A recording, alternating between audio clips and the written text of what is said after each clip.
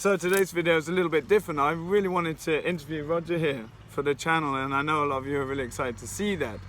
But I've been really touched and humbled to have Roger here on the training, because he's been farming industrial, conventional farming for longer than I've actually been alive. So that's always quite touching to see someone's progressing into this field of regenerative agriculture. So I wanted Roger to really share a bit about his life experience, and he actually quit farming, saying he'd never farm again, and has come around full circle, you could say, to regenerative ag, and I think it's a really inspiring story. I'd love to share that with you.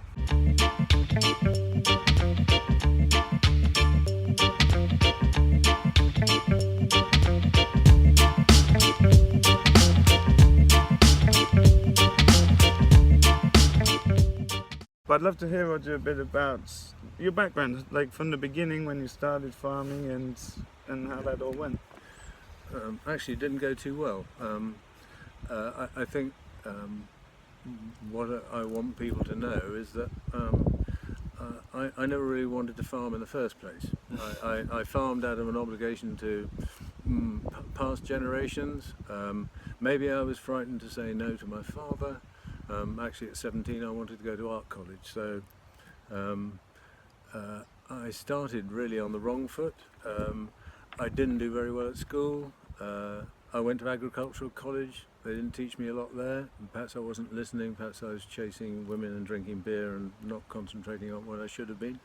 But anyway, I found myself aged 31 in a state of total ignorance about farming, because my dad drank a bit too much, I think probably as a result of going through a pretty awful time during the Second World War. He'd made a complete mess of the business, or so I realised. I mean, I was watching a family farming 3,000 acres in 1962 when I started. So that's quite for those of you in the States or whatever, that's a relatively big farm in the UK. Yeah, it is big in the UK, but not perhaps anywhere else. Anyway, 3,000 acres in 1962, and by 1972 half of that had gone, and that was really sold to pay off personal debts, I think. And so I was sort of getting a bit nervous about all of that sort of stuff, and wasn't really enjoying myself. I wasn't allowed to be involved. He kept me really in the background, and then all of a sudden, 1976, he upped and died. But what I found myself with was a business that was almost bankrupt, and when I went to the safe and got out the books and bank statements, I didn't have to know anything to know that we were in deep trouble. So this is a picture of around about 1,000 acres of alluvial silt in Cambridgeshire, or it's actually on the Cambridgeshire-Lincolnshire border. 15 feet of topsoil, no stones, double cropping land pretty much. Some of the best land in the UK. Yeah, I think so. So really fortunate to be farming this stuff. But farming, if I'm truthful, really terrified me. I was always faced with weather and what it did to our soils, and I was not understanding what was happening under my feet. I now understand, and if I could go back there now, well, I think I would treat my farm very differently. I'd do something really, truly radical. And you can see here, I mean, this yard that you're looking at, I suppose there's a couple of million quid invested in that. There are cold stores, chill stores, areas for unloading and loading potatoes. There's an onion store, there's a grain store, offices, farm workshops, all that stuff. You're looking at huge amounts of capital being invested on the back of low-value produce. What was it you were farming there? Usual arable crops: wheat, barley, sugar beet. We were growing potatoes for supermarkets. We were growing onions, peas. We grew a lot of petit pois, which were really valuable. We were growing strawberries, asparagus. Gosh, such a long time ago now. You had livestock as well? No, no livestock. Livestock disappeared from the farm when my grandfather died in 1960. At that time, there were, I suppose, he used to have about 300 or 400 animals and beef cattle that got fed on, waste farm produce. but after he'd gone, by 1962, there were no animals. And in fact, when Jilly came to live with me, it was about 35 years ago, she woke up on the first morning and said to me, I don't want to be rude, but or seem to be impertinent because I'm not a farmer, but where are the animals? And you know, I think about that remark now, and I thought, my goodness me, you know, we were needing to learn a lot. So this is the yard in 1976, just after my father had died, and there's a lot of white down there, which is concrete. We had nothing. We had no buildings. We had tiny tractors. We had small trailers. We were employing about 15 people. You know, first thing I did was sack most of the staff, and then we started to restructure the business. And I have to say, I didn't know what I was doing. And in fact, in the first week, the bank threatened to foreclose. That's a story I'd love to tell you, but it would take too long. You know, we had the remains of a 3,000 acre estate. This is a 30,000 ton grain store. The 30,000 tons isn't showing there. That was the original building that my father put up in 1962. And in those days, that cost £120,000. I don't know what that would be now. Somewhere around about 2 million, something like that. But, you know, totally inappropriate expenditure. But it's what we were sort of into. You know, I was farming, but I wasn't a farmer. I was just a technician. I knew nothing about soil biology. You know, you could look at fields of wheat and think, looks really nice, but if you went and looked down into the crop, 80% bare ground, and you know, it was sterile. Potatoes, something that I was really proud of growing. I was really good at it. We were selling really high-class produce to supermarkets. You know, I would have been proud of the pictures that you'll see at the time when these were taken. And then you look at more bare soil. I mean, we're just good at creating it. You know, there's the same field, that's the same field being lifted in the autumn of the year. And in the same autumn, there's my big F-off tractor. I just loved it. It was just the most wonderful bloody machine. You know, it could pull 8 furrows as fast as you can walk. You know, one man would plough 100 acres in a day. It was just revolutionary. But bare soil, well, what an awful thing to do. And then a friend took this this video for me.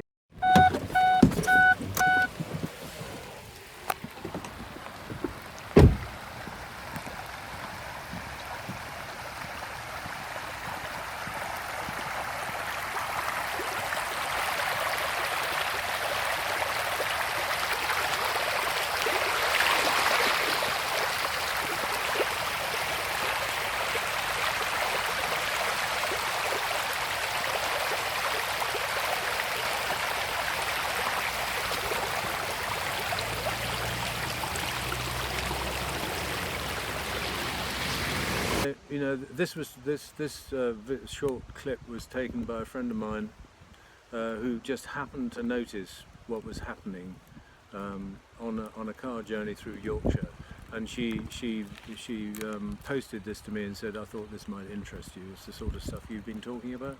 Topsail walking out the front gate. Yeah, absolutely. Isn't it awful?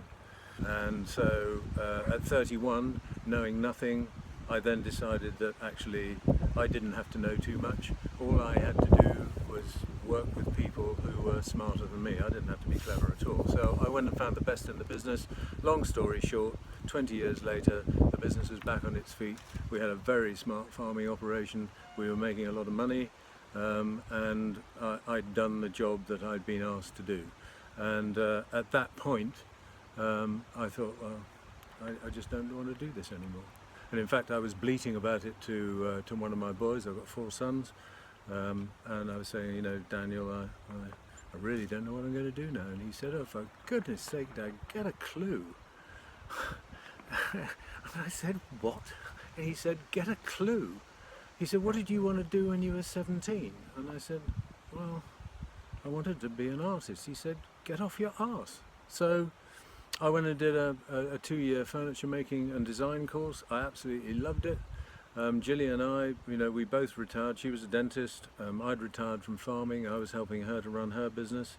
And life was pretty sweet. But I was at a bit of a loose end. I didn't really know what I wanted to do. And then there were one or two things happened which, and most of it centered around family and not being able to have children together. We decided that we'd spend the rest of our life adventuring and doing the things that we either never dared do or never had time to do. So we raced motorbikes, we flew aeroplanes, we skied, we rock climbed, we did all sorts of crazy stuff. And then one of the things I wanted Julie to do was to try sailing, and so we booked ourselves on a charter boat that was going to sail from Brixham on the south coast of England down the west coast of France. And at the time we were thinking of going to live in France, so that seemed like a really good idea. We had to pay 1,200 quid up front a year in advance of going, so you know, we sort of thought, well, it's a bit steep.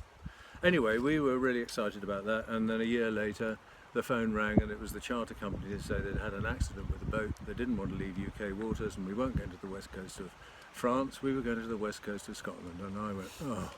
And Julie said, oh, come on, Roger, it's just sailing. What's the problem anyway? We got these high-powered sports bikes, be a good ride on the bike, so off we went. Well, that was August 2001, and we were living in Scotland by January the 6th, 2002. So it happened like it was lightning. It was like being struck by lightning. We spent 4 years doing stuff, everything that needed to be in place for us to move to Scotland and live there just happened as if by magic. And we wound up, we promised ourselves two things when we went to Scotland. One, we wouldn't live on an island, and two, that I'd never farm again.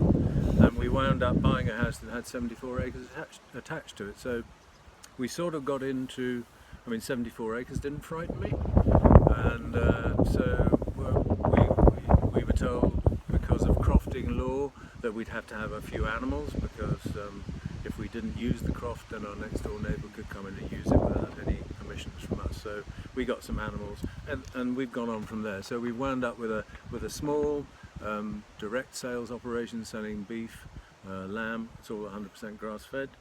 Anyway, about that time we were watching a video by Rebecca Hosking. I'm sure that one or two of you will come across her. She made a film called A Farm for the Future.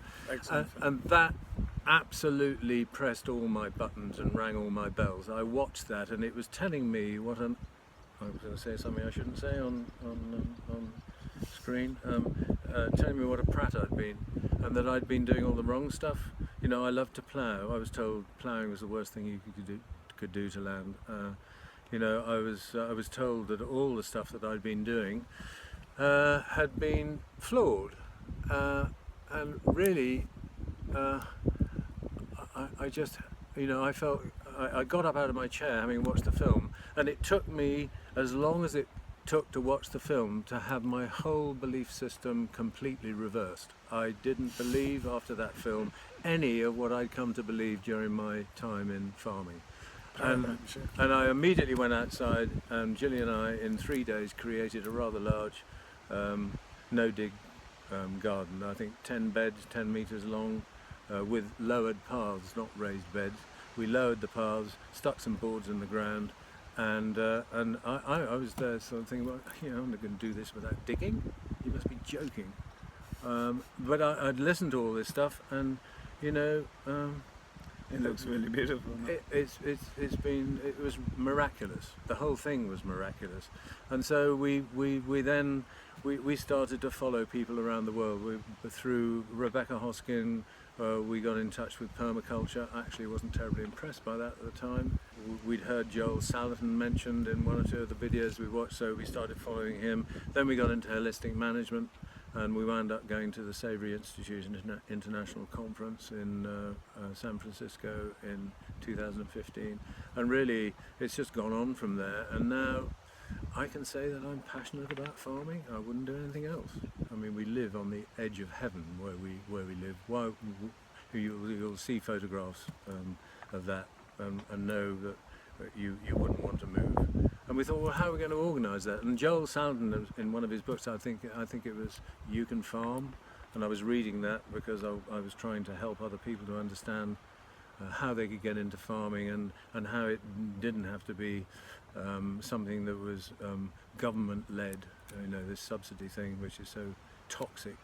And in one of his books he said, you older people need, and of course we know most of us farmers are old there, you older people need to be, you have perhaps have a moral obligation and duty of care to bring young people into farming and mentor and teach them how to farm and how to run a business. So we got these, they said find some fired up young people. I thought, well, I don't know where I'm going to find those. Anyway, then Dan and Fika walked into our lives. They're 30-year-olds, and we've now got these people working with us, and we're going to teach them to farm, we're going to teach them to run a business, and they're going to own it, and we're going to step back. They're going to run it, we're not. And so at the moment we're sitting around a table brainstorming ideas for what income streams we might be able to develop, and we're going to turn it into a business that, I hope, that doesn't rely on agricultural subsidies and government handouts. So really exciting stuff. Yeah. So you're doing holistic plant grazing? Yep. Yep.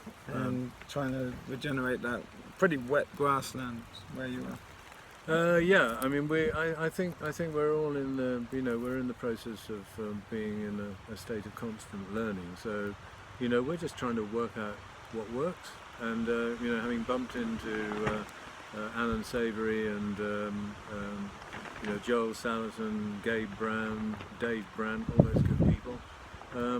We started to try some of the stuff that they were talking about, and now we holistically plan graze cattle, sheep. We operate them as a flurd. And bills as well. Yeah, and we're getting some astounding results. We're moving cattle every day behind three line fences. We're looking at we're trialing broilers at the moment. We don't know if that's going to be suited to our climate, but that's looking good. We killed our first 50 birds just before I came out here to Sweden. We've just got another 50 chicks, and that's really all about feeding ourselves. That's really the mantra on the farm at the moment, is first learn to feed yourself and then get to a point where you're selling the surplus. We started off with that very simple sort of simple mantra. The other mantra, of course, is no bare soil, and we're achieving that. And we're very careful not to run around on the land with rubber wheels. We use our feet a lot.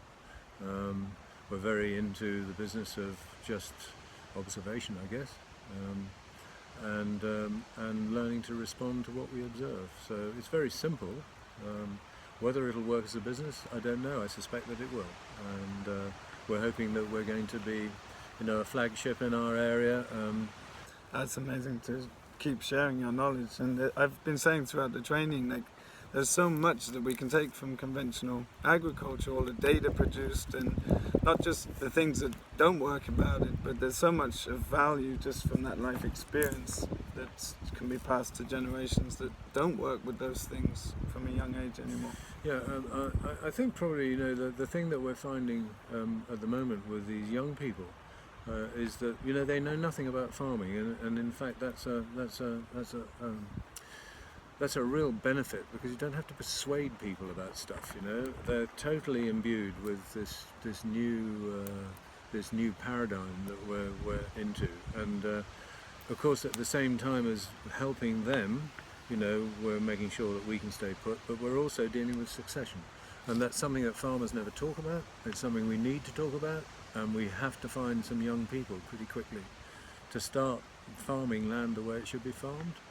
And I think I'm absolutely determined to do something valuable before I'm 100.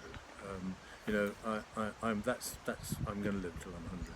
Definitely, I've got to, because otherwise I'm just not going to see what we've just started. And I think if I can do that with the help of a load of young people, life is going to be very inspiring for the next 27 years or whatever it is they've got left. I think it'd be nice for viewers to hear a bit about your experience coming here. So this is a 10-day farm scale permaculture design course, and just to hear some of your impressions coming here for people that follow our channel but haven't been here and sort of sensed it, seen it, felt it. Like, what are your impressions coming here and seeing it through the lens of your previous agricultural experience of a lifetime, but also the paradigm that you're in now? It's inspirational. I only discovered Ridgedale and Richard in February, around about my birthday, because Jill bought me his book as a late birthday present. Did you read it? Oh yeah, yeah. And I really, you know, I thought £1,600. I thought it was quite a lot of money. I unilaterally made the decision to come without consulting my wife Jilly, and she's now at home moving cattle, feeding chickens, looking after broilers, taking grannies for shopping trips to home, because we've got a community transport deal. So she's absolutely up to her neck. We've got a 9-day holistic training program happening as soon as I get back, so there's all the cooking and stuff to do for that. So she said to me, you know, I'm glad you're inspired, because I've been inspired. I think it's great to see. It's great to see such a diversity of stuff going on here, and to see the results that have been achieved in a very short space of time. And in actual fact, we're seeing the same sort of results on our croft in Scotland. You know, just a change in the pastures that we've got, and here I think probably Richard's are better than mine, which hurts me a bit. There you go. But I think you know, the interaction with young people, the education of folk, seeing something which is alive to the moment, is alive to the fact that, you know, we need to save ourselves. I mean, the planet will be fine, whatever happens. But you know, this is a really good example of a detailed,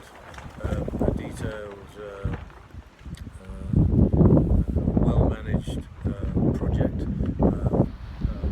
I came here to learn, and I think I've gone away. I've gone away with a whole heap of information, and I'm really grateful for that. You know, I think... Happy you came? Happy you came? Oh, absolutely, yes. I'm absolutely happy I came.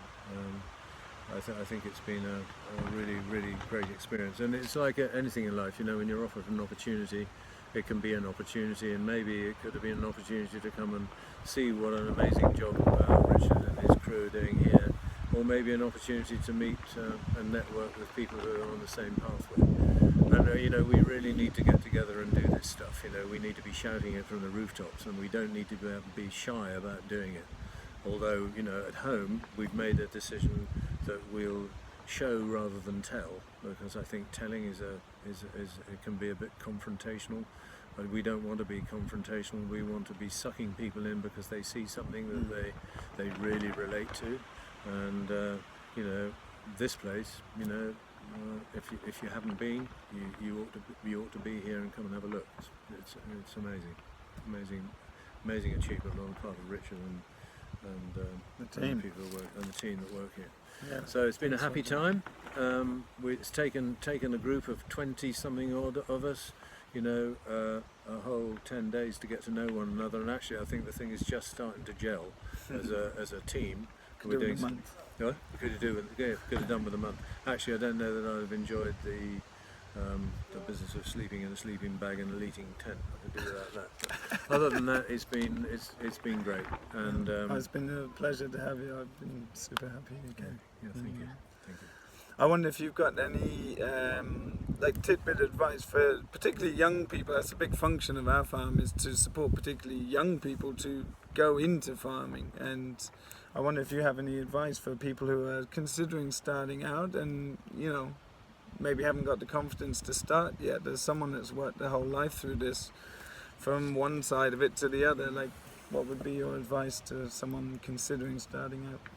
I think find somebody like me, or find somebody like myself and Jilly who want to stop. You know, you know, the farming community is getting to be pretty aged. I think the average age is something like 66 or 67. You know, you guys, if you're listening and you've been in it for a while, have a wealth of information to transmit to people.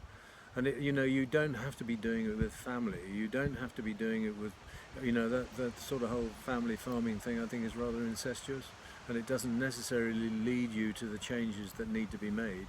You know, it's going to be a struggle for people to change, unless, you know, they're like me and they've had this paradigm shift. You know, this thing that happened in an on television. You know, I still really can't quite believe that I'm sitting here talking to a camera. You know, it wasn't how I thought I'd be spending my 73rd year. But I think there's a whole stack of opportunity for young people out there. Go and find some smart people like Richard. Come to Ridgedale. You know, get stuck in and start to educate yourselves. That's what I'd say. And don't be frightened to think that you can't do it. It doesn't take money. You know, all you need is either you know, a patron, if you want to call me a patron, somebody like myself or Jilly, who've got, you know, money and some expertise, who are willing to swap that for physical energy, because that's what all you young guys have got. And you really ought to be totally confident in just stepping forward and asking for help. If you want to know how to start, come and speak to people like Richard, or come and speak to me, or speak to anybody who's doing this stuff. You'll find there's a lot of help out there. Yeah, great. Thanks, Roger. It's a real pleasure to have you here, and thank you so much for sharing with our listeners. I'd love to hear people's comments and feedback, and I'm sure Roger will see some of that over the next days after he's travelled home. And we'll link to your website, etc., in the links below, so you can find out more about Roger's current project, this beautiful place up in the North Country. No, west on the west coast. It's all north above the Midlands. You do understand this is tiny. I mean, compared with, you know, farming 1,500 acres or whatever, this is tiny little project. Scaling down and getting more biologically intensive. Yeah, and it is a work in progress, so we're not there yet. We haven't learned it all. We're learning all the time. But oh gosh, this is exciting. If you want to, just go and speak to some people and get into it. Don't worry about the money. That'll show up. People are looking for people who are motivated, who are excited by life, and who see the possibilities of what people like Richard are doing in places like this. So anyway, it's been nice to talk to you. Thanks so much, Roger. I hope you enjoyed that, and thank you so much for sharing. I think that people will find that as inspiring as I have being here with Roger over this time. So thanks as always for watching, and we'll see you in the next video.